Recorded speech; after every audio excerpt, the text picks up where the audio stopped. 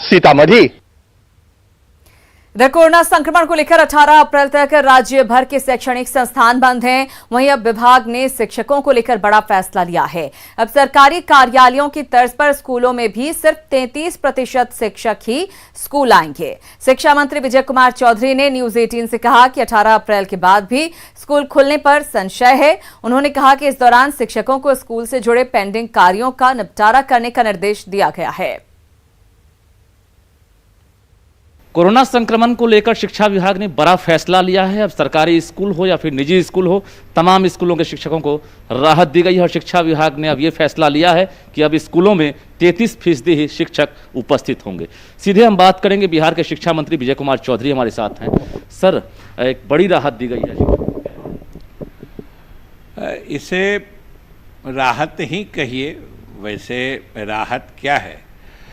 शिक्षकों का काम पढ़ाना है और हम समझते हैं कि शिक्षक भी इसी में प्रसन्न होंगे अगर वो शिक्षा दान करते रहेंगे।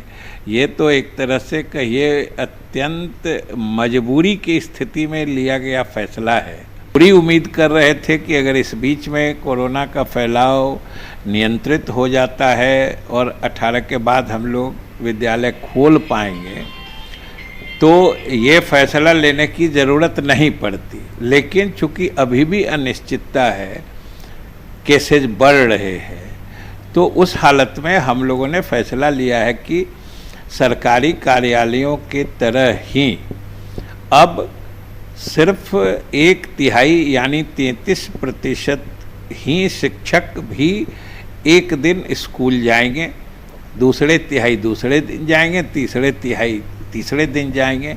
इस तरीके से शिक्षक भी, चूँकि अधिक संख्या से हम लोगों को बचना है, हमने विभाग की तरफ से यह भी निर्देश दिया है कि इस बीच में जब बच्चे नहीं आ रहे हैं और हमारे शिक्षक विशेष रूप से प्रधानाध्यापक या प्रभारी प्रधानाध्यापक या वरीय शिक्षक जब विद्यालय में उपस्थित होते हैं तो कार्यालय से संबंधित जितने लंबित कार्य हैं, चाहे प्रतिवेदन भेजने की बात हो, लेखा संधारण की बात हो, या कोई एसीडीसी बिल का मामला पेंडिंग हो, या किसी तरह के मामले जो इस तरह के लंबित हैं, इस काल में उनका अंतिम रूप से निष्पादन जरूर कर लिया जाए। और इससे भी अधिक जो हमने कहा है कि अभी बहुत सारे जिलों में सर्वे का काम चल रहा है, जमीन सर्वे का काम।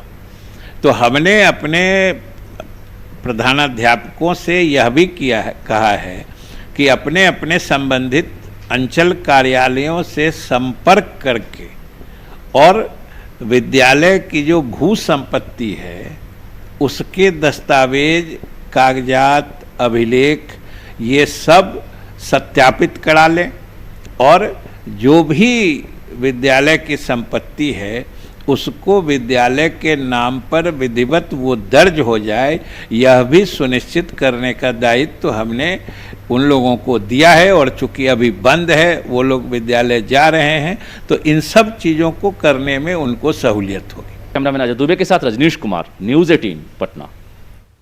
तो शिक्षा मंत्री विजय कुमार चौधरी